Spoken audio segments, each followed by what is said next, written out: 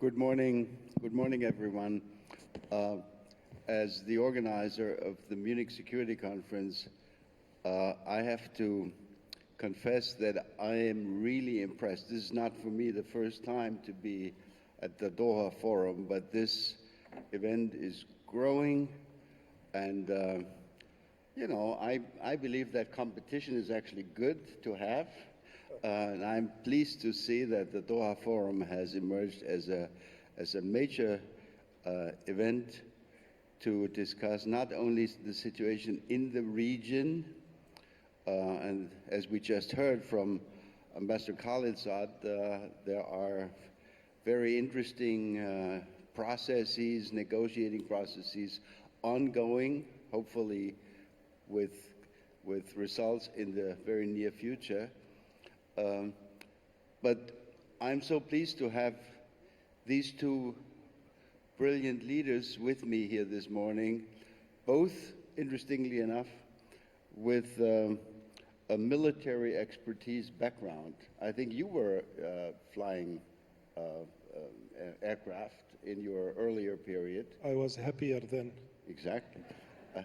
And of course, the Turkish defense minister is, as far as I know, not only one of the senior most Turkish generals, he has had extremely important command positions in the Turkish army over the years. So welcome to both of you this morning. Now, we heard from the Turkish minister earlier about the changing nature of the threat. Hybrid, you mentioned hybrid threats. And I would like to turn first to our host here, to the host government, to the Minister of Qatar. When we look at the global security situation, when we look at the regional security situation, we find that the nature of war, the nature of conflict has changed significantly. Look, I mean, from my European point of view, our conflicts used to be, you know, country A against country B, Germany against France, or the Soviet Union against Germany, for example. When I look at, with very rare exceptions today, when I look at all these conflicts, whether it's in Yemen or in Syria or in Afghanistan, regardless which one of the many bloody conflicts we look at today, they don't seem to follow this classic model of state A trying to invade state B, dominating your neighbor. It seems to be more a conflict, you know, between Afghans or between Syrians. And then we have new technologies emerging. So let me turn to you, sir, and invite you to talk for a couple of minutes about how you, representing a small country in a difficult region, how you try to respond to this changing nature of the threat environment, to hybrid threats, to terrorism, and to the question of how can we build trust and alliances in a world where you don't want to be alone, because it's a dangerous world. Please. Thank you, Ambassador. Distinguished guest, good morning. I see Doha Forum as a synergy to Munich rather than competition, dear Ambassador. So this is how I look at today challenges. That's efforts need to be all together. Now, this is a very complicated subject to touch on, but I see it this way. The wars started with a spear. Today we are talking about a sphere war. So the technology has changed, the challenges has changed, In Qatar, we approached the security on 360 degrees, and we predicted the change almost from the 95. So we started to direct our resources toward better education, technology, medical technology, being open with the people rather than creating virtual enemies. But how do I see the world today from my perspective? During the Industrial Revolution,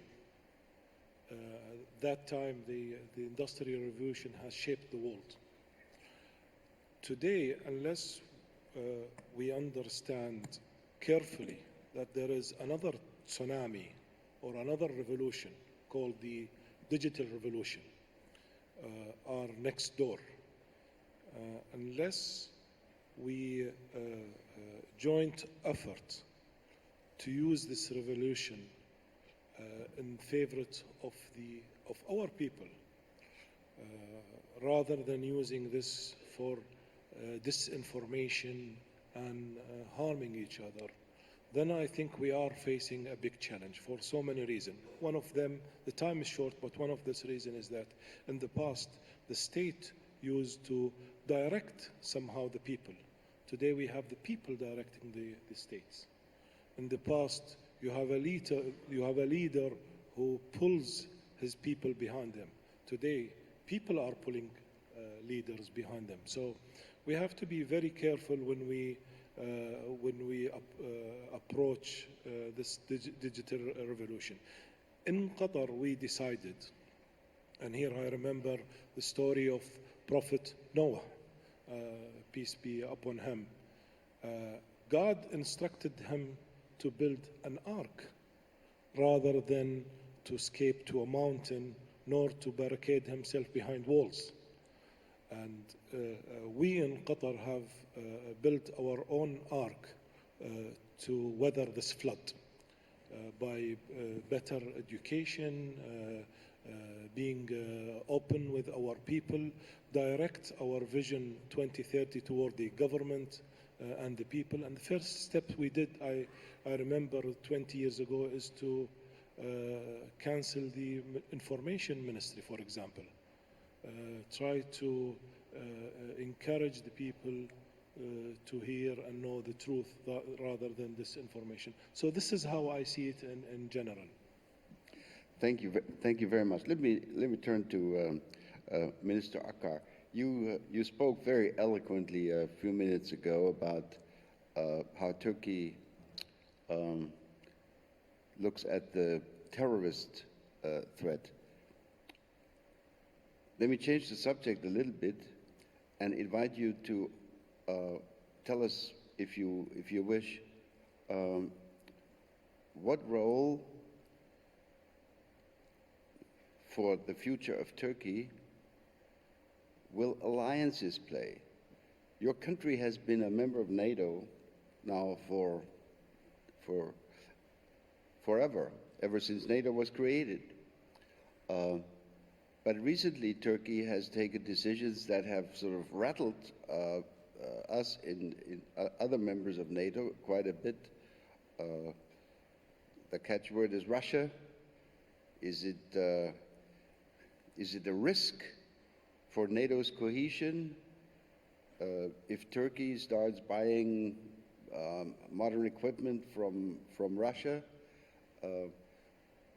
What is the relationship between Turkey and her NATO partners? You recently attended and participated in the NATO leaders meeting in London.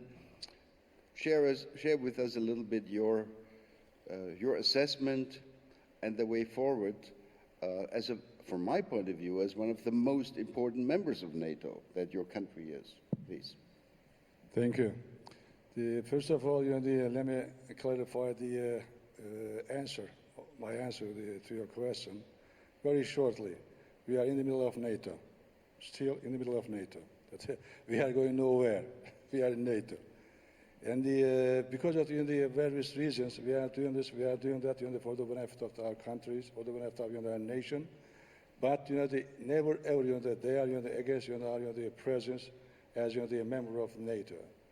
As you recall, yes, from the very beginning, since the 1952, we are a member of the NATO, and then we are we are how to say, fulfilling all of our responsibilities all the way within the exercises, within the operations, and then within the support of the personal support of the NATO headquarters, and always we are in dialogue with the members of the NATO. But on the other hand, as I said, we need some air and the missile defense system for the protection, for the safety of our nation and of our country. And for this, since the end of the 1990s, we tried to do our best to procure, to purchase that systems from the Western countries, including the United States, France, and others. But unfortunately, because of the different approaches of the issue, with some criteria while we were discussing the issue, bargaining with them, we couldn't succeed. We couldn't complete the initiative, and finally, we needed to purchase that system from Russia, as you know, and as stated by Mr. President Trump before the media in Osaka, in Japan, he said. We tried to do our best to buy it from the States, but within the Obama administration, unfortunately, we couldn't conclude that the purchase. So necessarily, not as a choice, but as a necessity, we went to Russia, and we had to buy that system from, how to say, from Russians, and similarly, now we are dealing with discussing the F-35 issues, and it's an important issue, and we need it, and my country, my Air Force need it, but unfortunately, there are less of the discussions about that issue. Then there are some contrary acts in the U.S. side, and we are patiently, comprehensively trying to do our best to convince, to explain in which position we are. And we still hope to find a solution, because we are not the client of the F-35 the issue. We are the partner, and we paid almost $1.5 billion for this partnership, and then we are expecting the U.S. side and the other members of that partnership to act as we did, rightly for my country. Otherwise, necessarily, as it happened within the S-400, we will try, we will search some other ways to find a solution to our needs. So, in summary, yes, we are very much consciousness of that our responsibilities within NATO, and then we are doing every thing, whatever we are responsible for the NATO, and we are in the middle of, in the center of NATO. There is no the intention, there is no the attempt to stay away from NATO. Thank you. Thank you very much. Let's go back, if we can, for a moment to the case of Syria.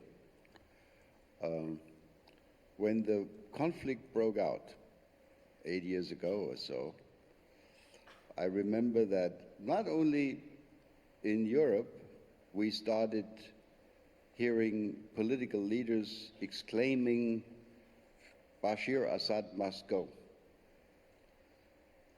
I heard Turkish voices, Bashir Assad must go. Actually, I heard voices from Qatar, Bashir Assad must go. Now we're at the end of 2019, he's still there. So my question to both of you is, and let me start with you again, Minister, have we failed? We together, the West, our alliance, our countries? Have we failed to accomplish what we wanted to get, namely ending that conflict and creating and helping to create leadership in Syria that is less dictatorial, that would look more democratic? Have we failed? Or, and let me rephrase my question, where do we go from here? You said in your speech you hope to see the emergence of a political process, but are you very hopeful? Yeah? Yes, I'm very hopeful. First of all, there is no failure, there is no success issue. There is a process, there is a struggle over there. Right after the outbreak of the crisis in Syria in 2011, since then we are keeping saying almost the same similar things. And we said sometimes personally to our counterparts, interlocutors, this is a very serious issue, not only for Syria, not only for Turkey, but for all of the NATO, for all of the Europe, because it is tending, it turned to be great quagmire to produce not only terrorists individually, but also terrorist organizations. So that we have to come together as NATO, as bilaterally or in any way, to take the right precautions against this crisis. But unfortunately, we failed these attempts. So we were alone. So after sometimes, let's say 2014, 2015, West, NATO started to focus on the situation in and around Syria, and then to some extent taking some precautions, and they were successful. We were successful. Also, we were within the coalition fighting against the Daesh, and we launched some operations individually, nationally, but at the same time some support of the member of the coalition forces. And then we brought the situation to this end. But at the same time, we were in a very close cooperation with the United States for this and that, and a close cooperation with the Russian Federation and Iranians to support the Geneva process, taking another initiative in Astana. Because within the Geneva process, there was going to be some failure, that is some stop, So to move forward, we took the initiative and we came together in Astana with Iran, Russia, and we took some initiative, and to some extent we were successful. And we came together, Russia mainly, and then we got some paper about the Idlib. And in Idlib, very sensitive area, and it was a very dramatic area. And fortunately, we took some precautions to provide to stop some possible tragic, dramatic situation, because the regime were bombing from land, from the air, even the innocent people, children, women, elderly people, and then to some extent, for instance, within the last stage, right after the 27th September, we agreed in Sochi with Russians, 2018, more than 1,000 people already killed, and almost 600, 700,000 people moved from their homes, from the lands. So working with the possible the allied countries, we tried to take some precaution to stop that sort of things. On the other hand, in parallel to this, and then finally, peacekeeping operation. After that, at the same time, we are making every possible effort to support all those ongoing initiative to to make a new constitution. This is very important, and it was only very difficult at the beginning to put together all those parties. But fortunately, they came together, and maybe within the upcoming months, years, it will be made a constitution. Right after that, an election, free election, with the participation of all Syrians outside Syria or inside Syria, and then after that, legitimate government. This is our aim. This is what we are saying. All our allied countries, all our friends, through this way, and I believe that we will find a right solution for the benefit of the Syrians, Syrian brothers, but at the same time for whole region. Thank you. Thank you very much. I mean, you were actually the foreign minister of Qatar during a substantial period during this conflict. What's your view? Syria is a very complicated file. It needs a whole session. But as Brother HULUSI says, that it's a process now to try to save what's left of Syria. But we in Qatar, with our limited capacity, we started earlier as the time where the uprising in Dar'a started. And we tried to do everything in our hand, utilizing old relation, utilizing the possibility of reach out to all parties and try to mediate at the spot. Unfortunately, things went out of hand, and Syria, what we see today. But again, the Syrian people deserve and have an obligation. We have an obligation toward the Syrian people to fulfill their purpose of, their uprising. Be frank more. I think we did not help that as the international community, if I may say, and this will take us to our title. Everybody looked at Syria from their own agenda and not from the Syrian agenda. Some has a good faith agenda. The other, unfortunately, they started with, I won't say bad faith, but totally different agenda. Now we see the burden of refugee. Most of the burden of the refugee fall on the shoulder of the neighboring country. And the neighboring country did a good job to the beyond country. They managed to stop the flee. And unfortunately, no one have appreciated this enough to joint effort to get Syria out of this mess. 2 months ago in October, the Munich Security Conference came to Doha and organized a small but high-level conference, and we had some very interesting discussions about the absence of and the need for a regional security architecture. We in Europe believed that, on the basis of our own experience, that even during the Cold War, at a time of very acute confrontation, it was possible to start a dialogue between, on the one side, the Soviet Union and the United States, those of us in NATO. So we ended up having the CSCE process, and we created an organization, the OSCE. If I may invite you, Minister Al-Attiyah, you represent, as I said earlier, a small country in a region with huge difficulties. You have suffered this blockade for the last couple of years with enormous also economic and financial cost. It's almost a miracle when I look at it how your country has survived, has overcome this.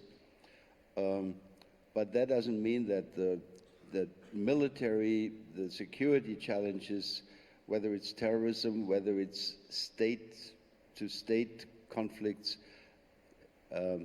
they've not been adequately addressed. So tell us a little bit, if you could, do you see any chance that, in the next 5 years, we could see the emergence of some arrangement that would allow not only Qatar to speak with Iran, but maybe Saudi Arabia to speak with Iran, and Cairo to speak with Qatar, etc. You have so many countries in the region which, in my view, should be in touch with each other, should negotiate, and there is often the absence of discussion. So are you optimistic or pessimistic about the emergence of a regional peace architecture? Please.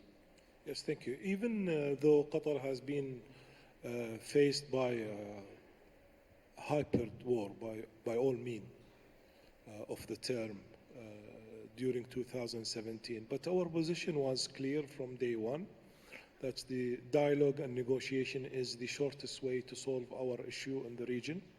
Our sovereignty and independence is untouched on our foreign policy. This was clear from day one, and it's still the same today. Qatar, not only that, we have started encouraging our neighbors long way back to engage with Iran in an open dialogue. You cannot change geography, Ambassador. We will be living here together forever. So the only way we can go forward is to have a frank, open dialogue with all neighbors, including Iran. All the files, economic, social, security files, has to be put and brought forward on the table. And this is the only way to have a framework, a legal framework, which make this region prosperous and stable. We cannot keep fighting each other forever. One. Two, the old method of creating a virtual enemy to have internal coherence is over. As we just said in the beginning, it's a new type of revolution now. It's unconventional digital revolution. You cannot hide anything from your people today. So instead of barricading yourself behind your wall and then have to face the tsunami, which will, will take everything away, you have to be open to the other, confront your internal issue, and have a frank dialogue with your neighbors to reach to a point that you are convinced that you will have friends and allies 1,000 miles away from you. But unless you have good terms with your neighbors, nobody's going to come and jeopardize the safety of their children to protect you. Minister AKAR, I mean, you have the advantage of belonging to an alliance, as you said, and I was very pleased to hear you say that you are right in the middle of NATO. You are also in the process of talking with the European Union. You've been in this process for a long time. What are Turkish views about regional institution building, regional security architecture not in your European neighborhood, but in your Asian African neighborhood, where you have a few neighbors that are not exactly the most friendly ones in the world? Thank you. Yes, first of all, the goal for European Union never ever changed. Number one, it's essential. Secondly, as I said before, we are as a reliable, significant, and the member of NATO. We will continue in that way. But right after that, of course, necessarily for the benefit of our countries, we have the bilateral relation with our very friendly, very allied countries. For instance, with Qatar, very friendly, very brotherly relation, and then in every sense, we are sharing our capabilities, our capacities for the safety, security of our nations. So we are exchange of the information, exchange of that sort of the experience. But at the same time, we have lots of this sort of how to say countries. In addition to that, the friendship, brotherhood. But at the same time, we need lots of things as a nation, as a country. So to meet all of those needs, we have lots of relation with many of those countries, but never ever they are not on an alternative to NATO or the EU. Thank you.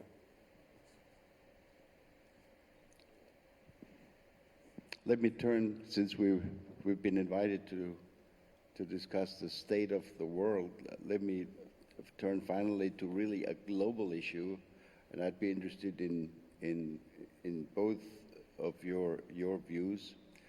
In 2009, on the floor of the Munich Security Conference, Joe Biden, then Vice President of the United States, pushed what he called the reset button with the Russian Federation.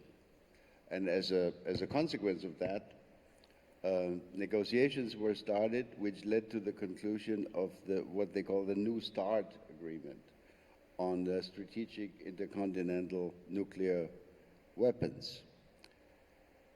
3 years later, in 2012, again on the floor of the Munich Security Conference, the instruments of ratification of the New START agreement were exchanged between Sergei Lavrov and Mrs. Clinton, then Secretary of State. Now, if nothing happens, this agreement, which is the only one that we have governing, preventing a new nuclear strategic arms race, this agreement will run out if the United States and the Russian Federation don't quickly agree to extend it. The other agreement, which affects all of our countries, is the INF treaty, which governs intermediate range nuclear weapons. That has now been terminated. My impression is that we are rapidly entering into a phase where there will be no arms control agreements, not on conventional arms, no regional arrangements, no limits on nuclear weapons. From my point of view, that is the least desirable situation imaginable. So what are your thoughts about this? What should we do? We as members of the United Nations, we as members of NATO, your country, my country, important countries in this part of the world with so many security risks affecting the future of your peoples. What should we do about preventing a new arms race? Can I start with you? I think seriously we have hundreds of bottom need to be reset in this world. There are so many things we should be worried about. Today, with this information technology era, you can write an email, you can order your food, and you can order explosive. Who knows, tomorrow this nuclear technology can be in reach of anybody with a laptop. So this takes us back again that we have to identify that we have a problem. All the big players, as I believe Sheikh Mohammed bin Abdurrahman yesterday said, that there should be regulation has to be put to the new world order. People have to address the issue seriously, especially the Security Council member. And if we don't face this early, I think we are going to face a new type of wars. Mr. AKAR, your views?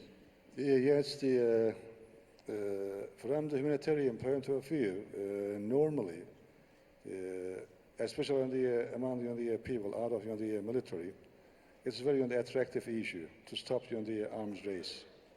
But all of us very much aware of that it's impossible. It will continue. But the problem, to control in any way, putting some principles, putting some rules, regulations, and the international institution, international some pressure the agencies, make through the media and through the academic workings, we have to at least to slow down that raise and control. Otherwise, because of the defense industry, member of the defense industry, likes to do something for their initiative, so they never ever we can stop. We have the democratic values, we have democratic countries. We cannot say to do this, not do that. So we have to find some how to say some right the solution to control the arms race and the defense industry. Otherwise, it will cause the lots of the accident, lots of the problem, not only for 1, 2, 3 countries, but for all over the world. Still, I didn't say yet in the how to say the nuclear warfare. So within the conventional how to say the arms as well create the problem. So we have to check through the United Nations and other the NGOs, media, and then the academic world in the very important role within this issue to how to say provide the right information for the politicians, for the decision makers, and for the member of the defense industry the domain. Thank you. I could go on, and I've dozens of more questions to ask you, but I'm being told we're already in overtime, a few minutes. So let me invite the audience to give a round of applause to our 2 panelists here. Thank you, both of you. Thank you very much.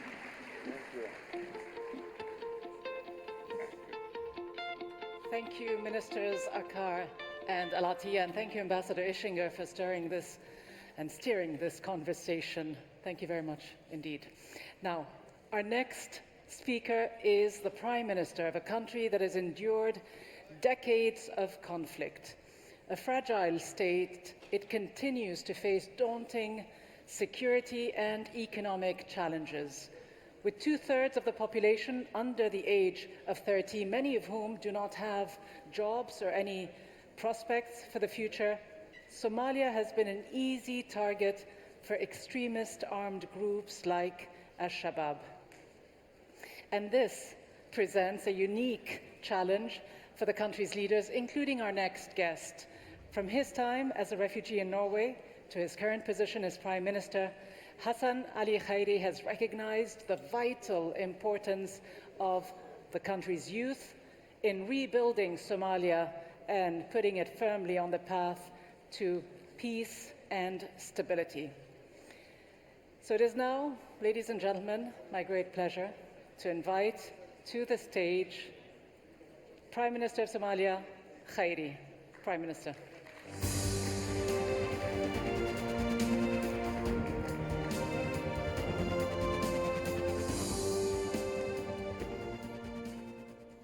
Excellencies, ladies and gentlemen, I would like to thank the state of Qatar, its people, and the government for their generosity, hospitality, and most importantly, for hosting this important forum. The debates that unfold at global platforms like the Doha Forum are indicative of how interdependent and interlinked our destiny in this truly globalized world is. As political leaders from across the developing world, and more particularly post-conflict and recovering states, we constantly faced with a whole host of policy choices. Questions that deal with poverty reduction strategies, industry policy, development policy, social protection, provision of basic goods, and such as health, education, and provision of security to our people. The political and economic destiny of our people hinges on how we frame these questions. Questions that, if appropriately and wisely answered, will have a transformational change on the economic conditions of our citizens, and if not carefully handled, can lead to stagnation or regression. The theme, Business Leadership for Positive Impact, which will be debated here after my introduction, is also a testimony to the increased understanding and acceptance of the inevitable role that business leaders can and must play in the effort to formulate policy solutions for the 21st century governance challenge. It might sound surprising to some, but perhaps some of the best insights about positive role that the business community leaders can play in governance, economic growth, and service delivery can best be found in Somalia. In our country, when the state collapsed, almost every other institution was also negatively affected. Undoubtedly, the only institution that thrived and helped the Somali people to survive was the private sector. It is argued that the two most fundamental factors that help the private sector persist and which other institutions fail to uphold then are trust and wealth creation. The failure of Somali political institutions was then due to a trust deficit and simultaneous failure by the centrally planned economic model of the government to generate wealth. Remarkably, the strong and vibrant Somali business community became the backbone of our nation for 30 years, providing much-needed goods and services. Even at the time when movement of people from one region of Somalia to other was restricted due to conflict, it was only the business community that accessed every part of our country. As Somalia's leaders, we have therefore recognized, in the absence of a supportive governance environment, through sheer innovation, the Somali business leaders have made incredible achievements. Somalia, as one of the best telecommunication sectors in Africa today, a very sophisticated remittance industry that serves Somalis and non-Somalis across the world.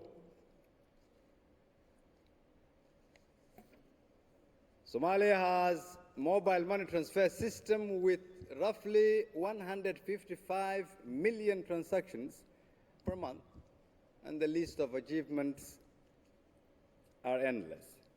To build on these achievements by our business community, it became our vision to fully unlock the economic potential of Somalia by simply rebuilding trust in government in order to grow our economy and our businesses.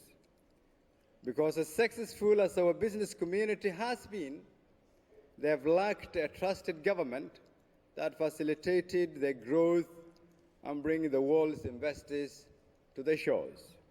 Thus, our administration gave primary focus on an extensive reform plan, with particular focus on the economic reform agenda, where we sought to rebuild our financial institutions, reform our central bank, empower our business community, create jobs, and develop our nation's infrastructure to re-engage with international financial institutions in order to allow for foreign investors to come to our country and take advantage of our nation building.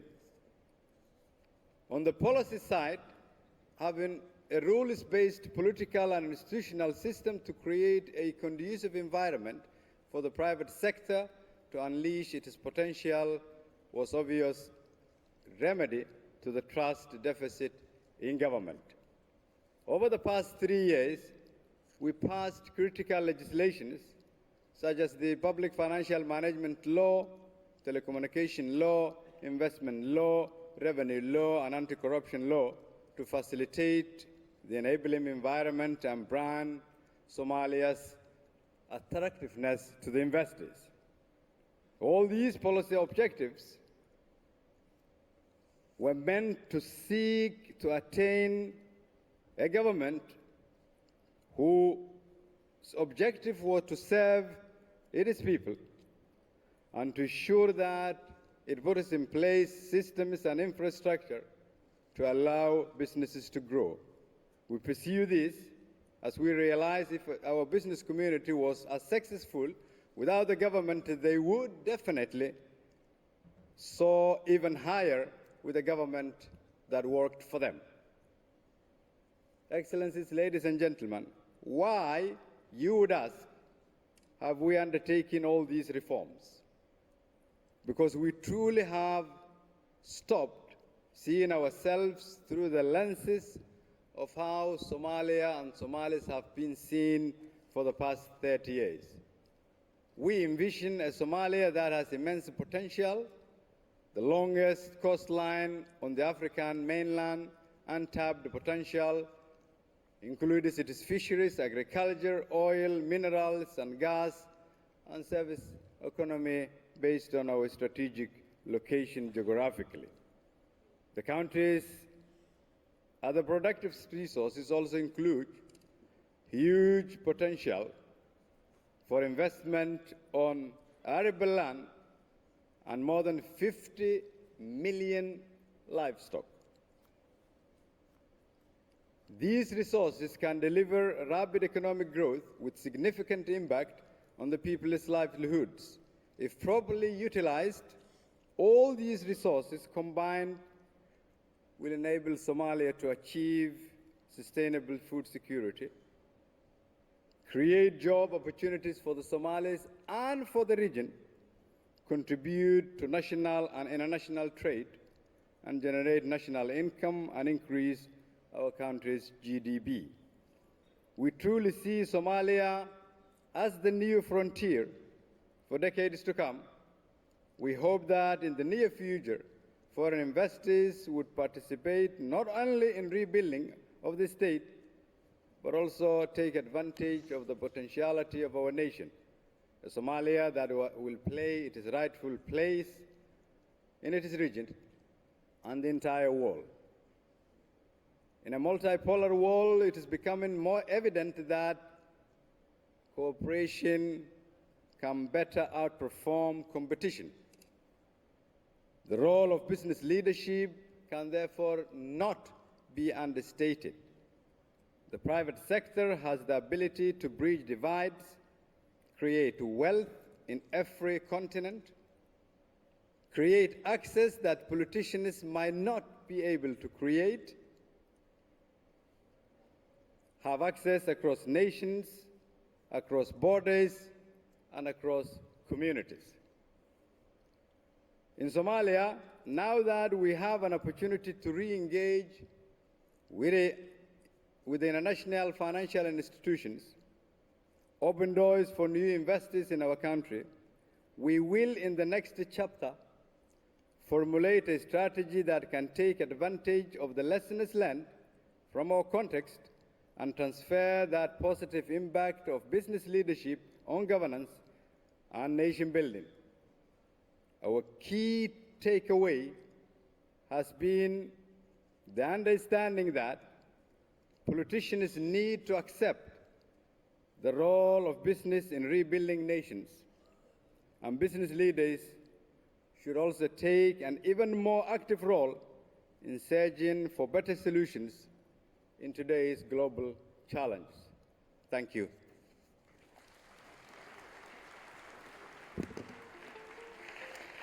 Thank you, Prime Minister KHAYRE. Good to see you again, and great to hear your thoughts about the efforts being made in building that promising future. Thanks very much. Now, the nexus between peace, politics, and economic and social stability brings us to our next session. The session will focus on business leadership for positive impact. So while the chairs go back onto the stage, it is my pleasure to call on the panelists in this session, and they are Arantxa González, Executive Director of the International Trade Center, Christian Sewing, CEO of Deutsche Bank, Andrew SWIGER, Senior Vice President of EXXON MOBIL, Mansoor bin Ibrahim Al Mahmoud, the CEO of Qatar Investment Authority, and TIDJANE, CEO of Credit Suisse. The session will be moderated by Chris Giles, the economics editor at the Financial Times. Welcome.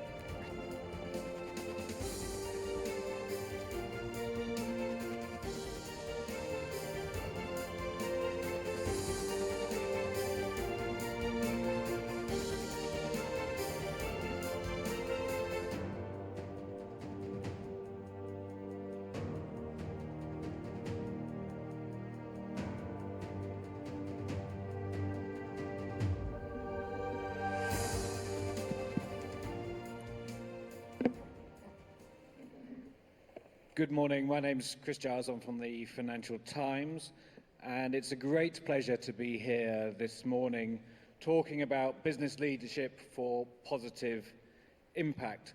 In fact, there's really not much more in the business world that's more topical in 2019 than this topic, and it feels like it's not just fashion or PR. This is a real change that companies now are solving the problems of the world profitably rather than profiting from the world's problems.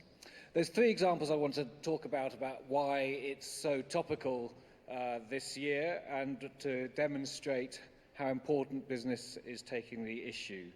First of all, in August, the US Business Roundtable decided they wanted to redefine the purpose of companies, saying that no longer would shareholder primacy or just profit maximization be enough. We wanted to create value for customers, investment in employees, dealing ethically with suppliers, supporting communities, and generating long-term value. All over the world, we've seen in financial regulation, and we have two bankers on the panel here, a move to greening financial regulations and changing financial regulations for positive impact.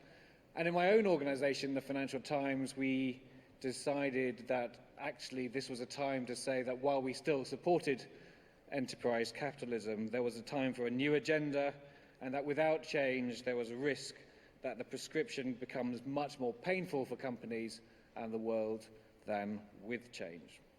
So today we're going to be talking about putting these warm words, if I might say this, into practice and seeing whether there's more behind this than business as usual with a PR wrapping. We have a great panel here. I'm just going to introduce the panel very, very quickly. To my left, Mr. Mansoor bin Ibrahim Al Mahmoud, the Chief Executive of the Qatar Investment Authority. Then next to him is Ms. ARANCHA Gonzalez, the Executive Director of the International Trade Center. This is an international organization. It's an arm of both the World Trade Organization and the United Nations. Next to her is Mr. Andrew SWIGER, Senior Vice President of EXXON MOBIL. Next to him is Christian Sewing, the Chief Executive of Deutsche Bank. And on for you, the far right, is THIAM, the Chief Executive of Credit Suisse. Now, Mr. Al Mahmoud, from the perspective of the Qatar Investment Authority, what can you do for positive impact with your funds? Of course, we're always very thoughtful about our investment, and we would like, once we invest in any community, we bring a lot of positive impact to that community. We have been investing in this regard and deploying a lot of investment. And just for your information, Chris, 44% of our infrastructure projects are a zero-emission project. And this shows how commitment are we in terms of bringing a lot of positive impact to the community that we invest in. This is a serious issue that we are trying to achieve, and we have been investing a lot in companies that are investing in this field. And we are trying to create a strategic relationship with them in a way that we can invest with them in different countries. Lately, for example, yesterday, in the local market, we signed with the Volkswagen an MOU in terms of the research and development for autonomous electrical car that could be used for the public transportation here in Doha. And I think these sort of initiatives are very important that we as a sovereign wealth fund deploy whether internationally or locally to bring a positive impact for the communities. And there's no doubt that one of the big issues for the QIA is that its funds come ultimately from people burning hydrocarbons. Yeah. Is there not more you should be doing in that respect? Of course. I mean, from our side, there are two aspects that we are talking about here. You have a fossil fuel producing, and this is, we believe, has to be continued because this is a basic commodities for a global economy. As long as you apply the standard and technology to reduce the emission. But at the same time, Sovereign Wealth Fund, including QIA, has to deploy a lot of investment in terms of investing in social and environment project that will bring a positive impact to a global growth. This is very important issue that we, all of us, government, private sectors, and even everyone in this room should be responsible to the issue that we are facing. So all of us has to deploy this, and I think the market are full of opportunities right now that you can deploy a lot of investment in this field. Technologies are proven, there are a track record. We are not talking about something which have not been used, and there is a decent return in these projects. So I don't see any excuse of not really investing in this field.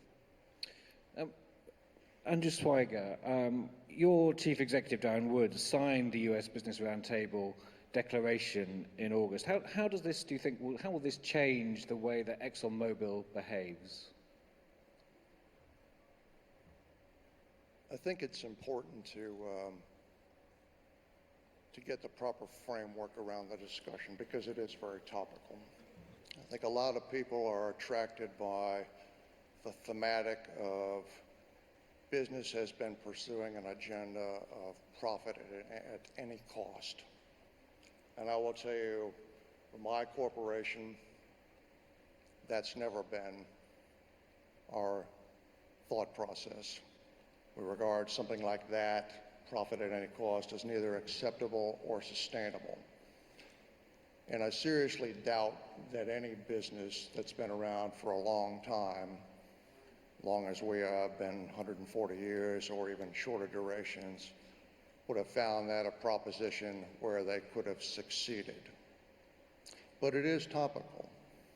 And the Business Roundtable statement signed back in August was a fundamental recognition that you have a duty to more than just shareholders. You have a duty to the entire stakeholder collection. That is to say, your customers, your suppliers, the communities, and many others there. We've always regarded that as fundamental to doing it. So the Business Roundtable, for us, and we were one of 181 that signed on to that statement, was really nothing new. It was an affirmation of the way we seek to do business. But again, it is topical. And I think it's understanding the thematic there. So how do we demonstrate leadership in this, the theme of this session? What do leaders do there? We think it's about, in that dialogue with stakeholders, it's about the things that leaders do anywhere. It's about setting expectations, setting standards, and creating clarity on the way forward. So what does that mean? Setting expectations.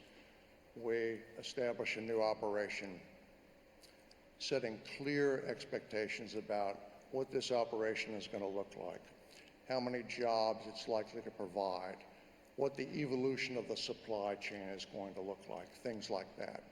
setting standards. We have in ExxonMobil and have had for many years, many years, a standards of business conduct philosophy.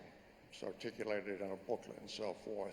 But it's about things like compliance with all applicable laws and regulations. It's about transparency in relationships. It's about anti-corruption. It's about respect for the voluntary principles on human rights. So setting standards is very important. And then the final piece of it, creating clarity. How are we going to progress the dialogue around the expectations of standards? How are we going to make the tough decisions? Because in satisfying a group of stakeholders, it's always about trade-offs and decision-making there. So creating clarity about what groups we're going to involve, what the role of government is going to be, what the role of consultative groups is going to be, what the role of the individual stakeholders is going to be for the long term, because this dialogue will go on for a long ways. It's important. That's how you lead in this space. And I would tell you, if you go to any of our operations, whether it's the newer operations in places like Papua New Guinea or Guyana, but even go to places where we've been for 100 years, the Permian Basin in West Texas and New Mexico, you will see this sort of leadership actively in play. That's what it takes to lead in this area right now. We don't think it's a big fundamental change, but it's important. It also applies to the big global challenges, and I would happily do a follow-up on the environment or climate if you'd like, but I'm conscious of the time. Thank you. I just want to turn to Ms. Gonzalez. You had a UN WTO agency. Does what you've heard so far sound like enough to tackle the world's challenges, or is it sounding like business as usual with a new wrapper on it? Well, it certainly needs to go beyond business as usual. And to borrow from Andrew's statement, I would say it needs to be profit with measurable benefits beyond profit. That's what we're looking for. This is what's at the heart of the United Nations Sustainable Development Goals, is the idea that there has to be a compact between public and private to achieve the goals in the Sustainable Development Goals, to achieve eradication of poverty by 2030, to achieve decarbonization of our economies, to empower women economically, to ensure decent work, that all of this is not just simply the task and the job of the public sector, it's also where the private sector has to make its positive contribution. And I think this is what I hear businesses say all around the world. I think the issue we have now is moving beyond individual companies' statements, individual companies' indicators and measures into something that looks a little bit more like system change. Standards that would make it a little bit clearer, transparent, probably easier for businesses to benchmark and measure themselves, so that we can, again, invent a new matrix that will give business a clear way to measure how good they are, their stakeholders and shareholders, a clear measure of how much they are contributing, but also give society also the sentiment that in which way they are part of the solution. Thank you. Mr. TIAM, let's get to the nub of the question here. It's very easy for companies to say that there is no conflict ever between profit maximization and positive impact. But sometimes there is a trade-off. Can you talk to how this trade-off relates to both in your business and the lending decisions that you make? Yeah, I think you're addressing a very important point. As Credit Suisse, we would be very firmly in the camp of saying that ultimately it's a false dichotomy between profit and purpose. I think, as Andrew said rightly, and Arantxa, at the basis of every business that has been successful in the long term, and Credit Suisse was created in 1856, there is necessarily the belief and the recognition that in the long term, those two are aligned, profit and purpose. But I would agree with you that in the short term, there are many tensions there that you need processes to resolve. And just as an aside, but people have forgotten, Switzerland used to be one of the poorest countries in Europe. When Credit Suisse was created, it was Switzerland had no natural resources, had been exporting people as mercenaries for many centuries, and getting away from the domination of the French banks and the German banks was at the heart of the creation of Credit Suisse to finance infrastructure, link all those valleys, build railroads, and make Switzerland what it is today. So it's very much in the DNA of our company to do that. Now, to be more concrete, what are we doing? We were very involved in the creation of a green bond market, which is now developing very, very nicely. We did 6 billion of green bonds in 18. We've done 12.4 in 19 and doubling. But more importantly, our program is very aligned with the SDGs that ARANCHA was referring to. And one idea we're very much promoting is that of transition bonds. Because beyond the wishful thinking, any real transition of the economy will have to be financed. And it's unlikely that it will be financed through fiscal efforts, given the situation we know of most national budgets. So mobilizing private capital, raising private capital in significant, in material amounts to finance the transition is more constructive than, if you wish, a blame culture. And this opposition between green and brown, we need to turn the brown into green, and that's going to require a lot of resources. So we're very much believers on that we can create financing instruments that the financial community can believe in, that will generate good returns and help this transition of the economy to a much greener place that we all wish for. And Mr. Seving, what do you think banks can do to encourage lending for positive purpose, whether it's green or other purposeful businesses? Do you need regulations to prod you in that direction, or are you going there on your own accord? Well, first of all, I like the title of this panel discussion, because positive impact is something which we as Deutsche Bank have as our branding since 3 years. And why?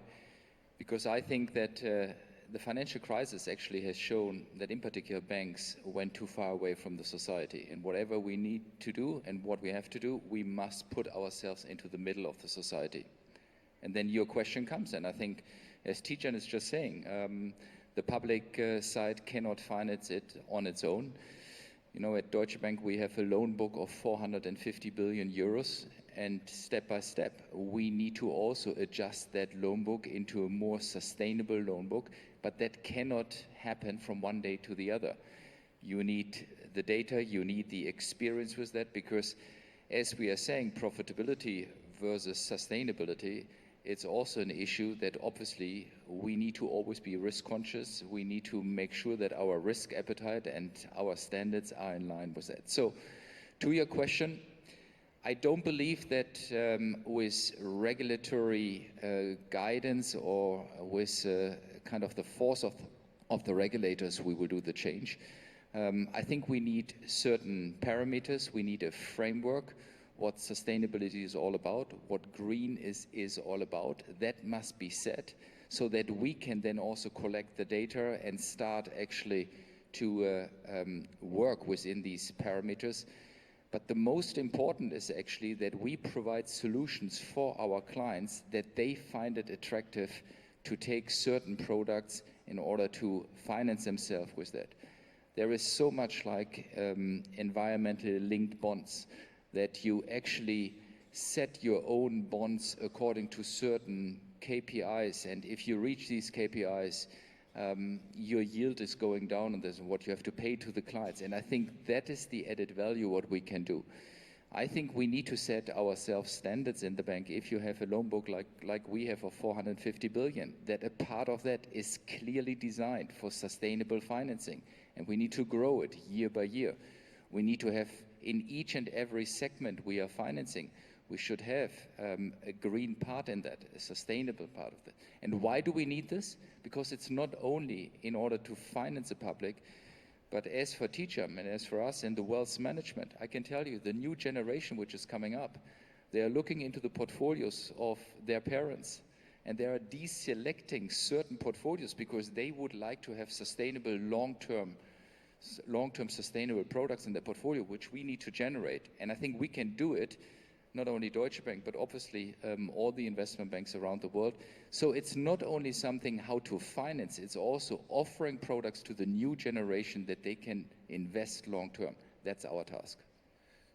So what I'm hearing here is that companies off their own back will be doing a lot in terms of positive impact, whether it's to address climate change or to make society in some sense a better place.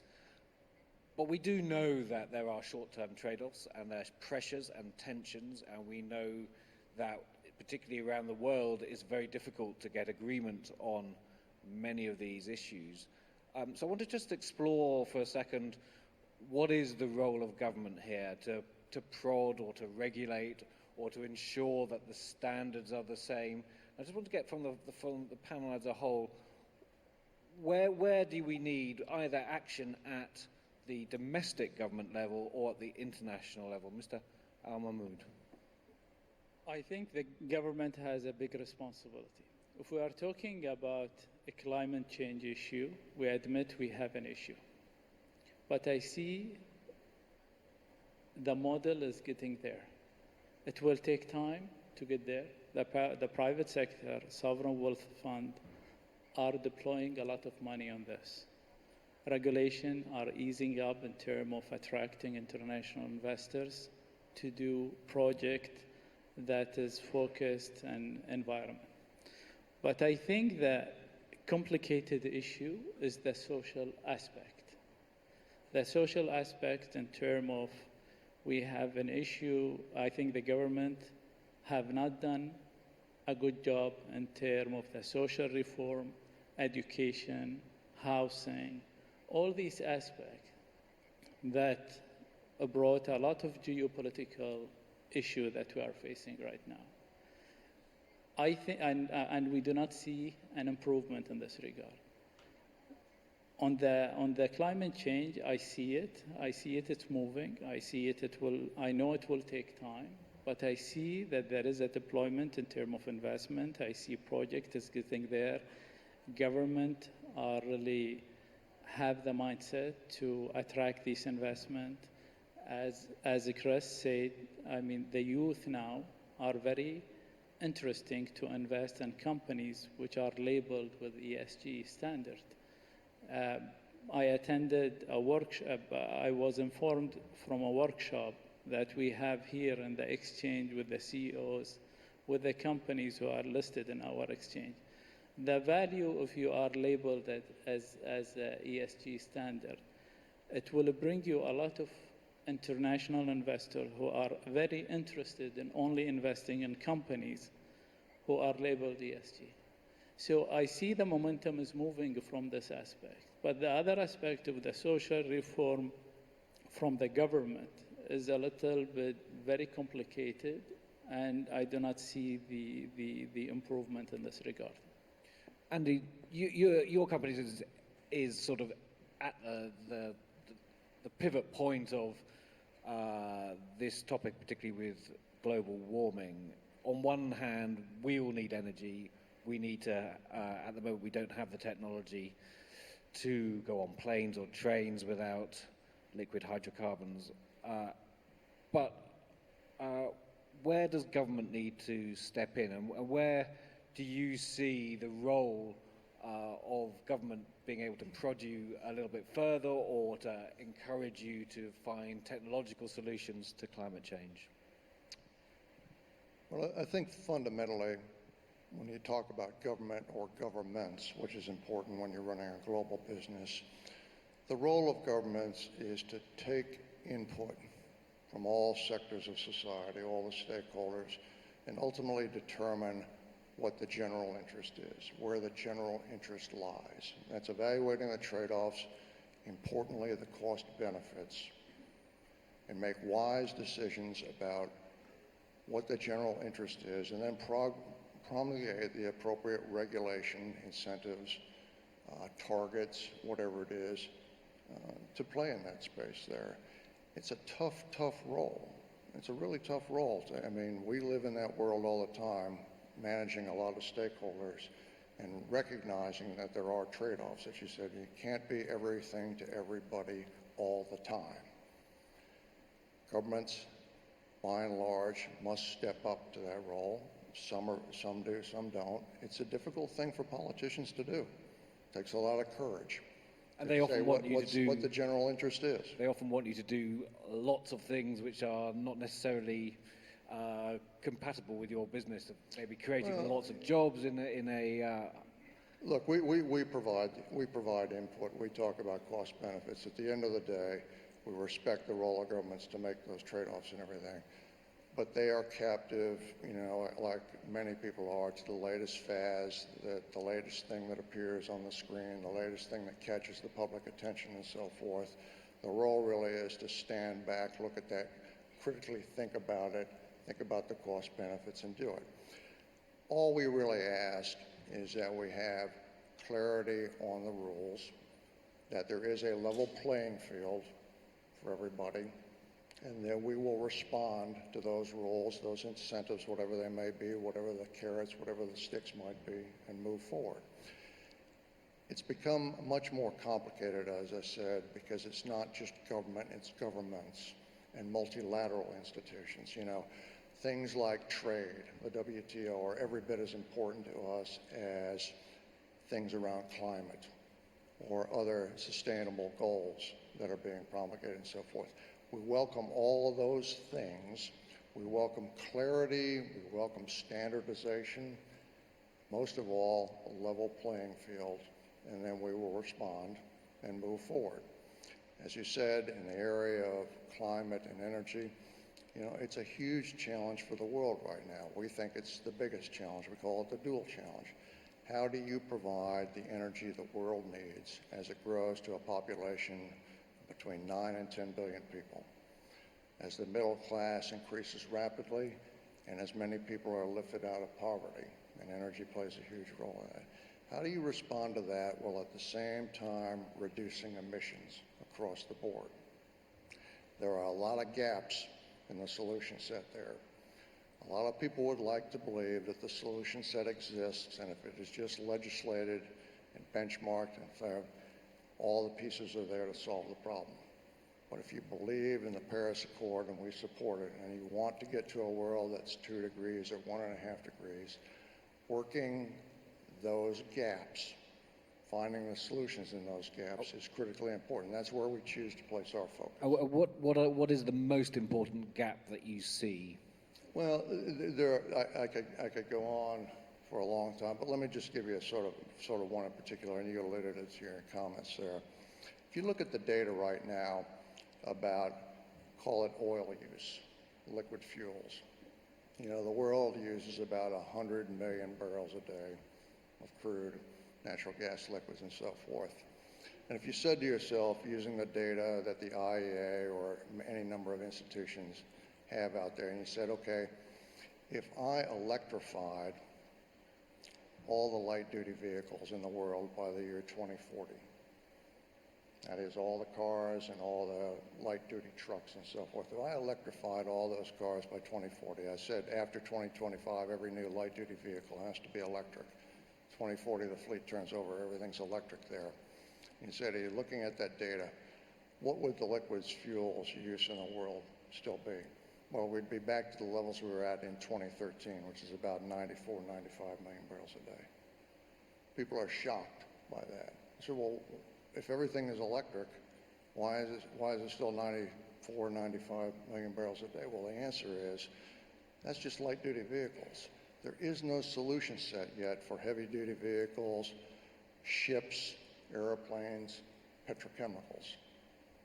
So what do you have to do? You have to work with a solution set there. And the solution set that, you know, we're working on that is, how do you develop breakthrough biofuels that are much less carbon intensive and can be dropped into all those applications? That's why we talk a lot about our R&D work in algae, our R&D work in cellulosic.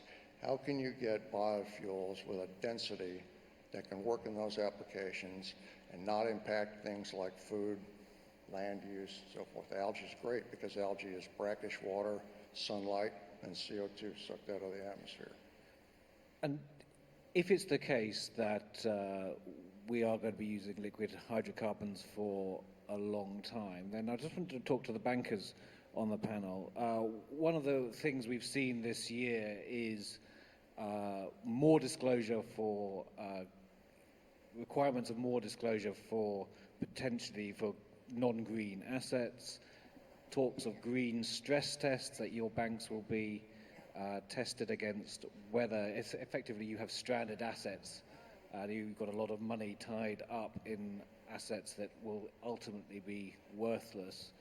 Do you see these moves as effective or important? Mr. Seving. Well, I think it increases the debate, and it obviously furthermore increases the focus of the management to do this. But honestly, it is not at the force of the regulators to go via stress tests. I can tell you, for 3 or 4 years in our annual meetings with our shareholders, 20% of the questions is all about sustainability. What are we doing as the bank to be carbon neutral? What are we doing in order not to finance certain industries? So I think we far more have to listen to the society, to our clients. I can tell you, when we are doing pitches in the investment banking for top German DAX companies, they are actually interested in our solutions, how we can help them in order to go for a sustainable financing, for sustainable bond issuances. And I think, therefore, it is absolutely required from a regulatory point of view to provide a framework, to provide parameters. It cannot be that within Europe we have no clarity on this one. It cannot be that within Europe we have 2 or 3 major states or countries who are discussing whether nuclear energy is now part of green or not green. That is something which we need to urgently clarify. I think that parameter setting must come from the countries, must come from the regulators. But then driving it, managing it, stress testing it, that's our ultimate task. And we are doing it in particular in the interest of our clients. And therefore, I have no problem with stress testing, but the real impetus is always coming from our side or from our client side. And that's what we have done. Mr. THIAM? I must say I agree with Patrick fundamentally. And I'd like to come back to a point he made earlier, which is that the clients are very much driving this. Credit Suisse is a very large wealth manager. We are witnessing one of the biggest transmissions of wealth in the history of mankind from one generation to another. And the millennials look at these issues completely differently. They do close accounts if they think that you don't behave reasonably. We've created a responsible consumer fund, for instance, and hugely successful because it just invests in responsible consumer companies whose practices from the supply chain, the manufacturing, are respect international standards. So it's a very live debate. I think regulation has a big role to play.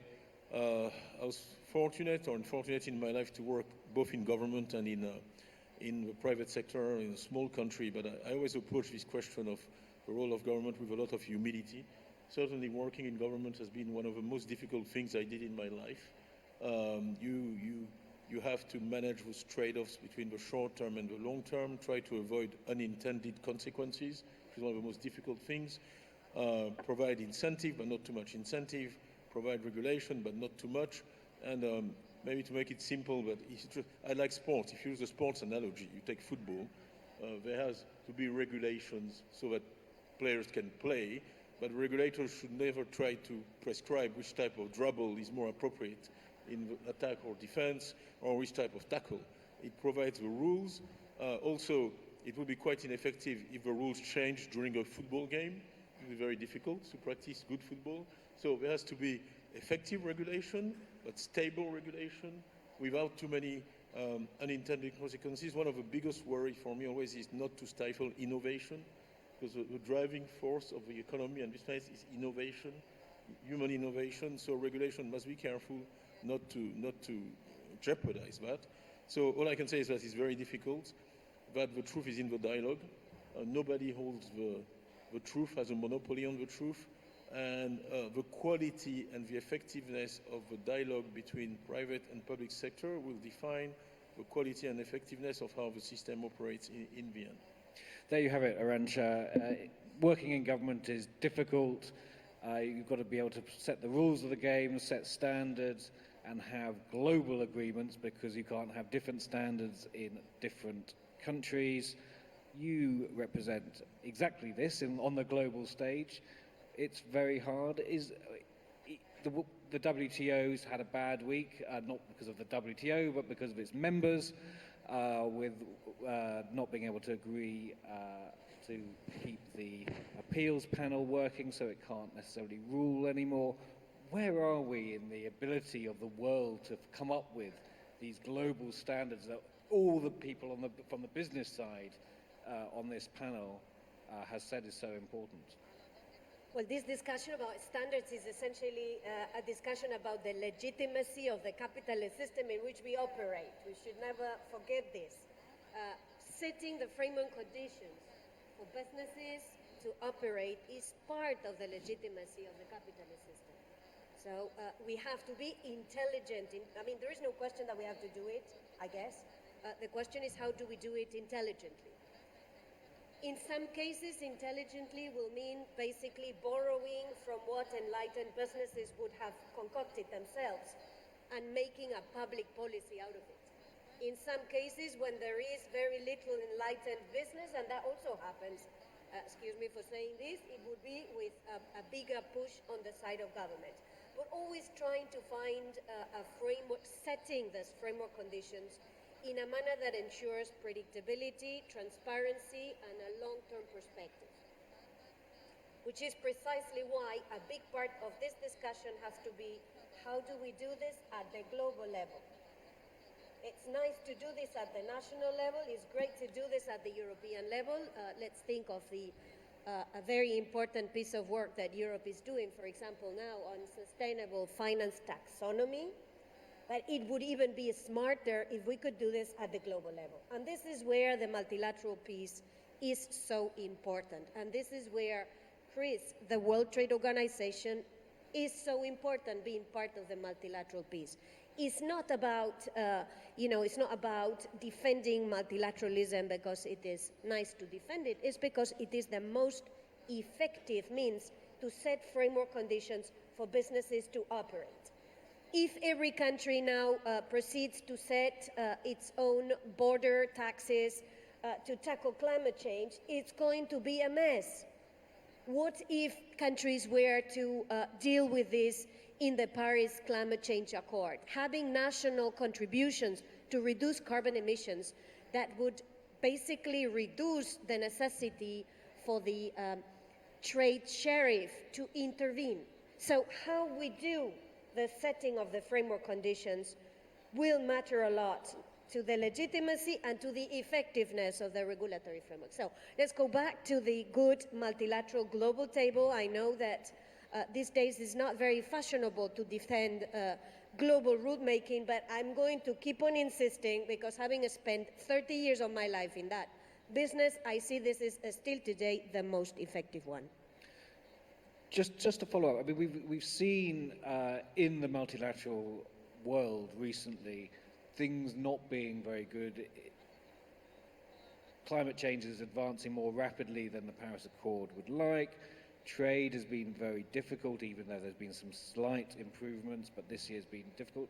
International taxation of companies this year, that looked like there was going to be a breakthrough, but now it looks as if it's more likely to fail rather than to succeed at the OECD.